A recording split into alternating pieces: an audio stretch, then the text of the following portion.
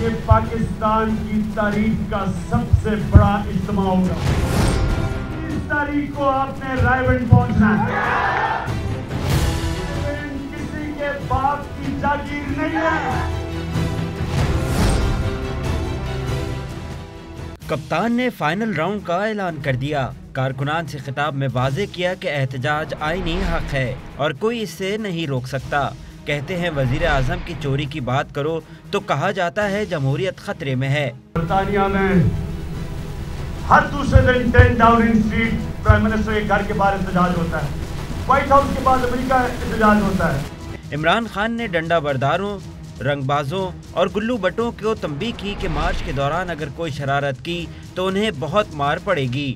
انہوں نے پولیس پر بھی واضح کر دیا کہ پرامن کارکنوں پر تشدد کیا گیا تو ذمہ دار شریف برادران اور پنجاب حکومت ہوگی. آپ نے اگر تشدد کیا آپ کا مقابلہ کریں گے ہمارے نوجوان. جو بھی انتشار ہوگا آپ ذمہ دار ہوں گے.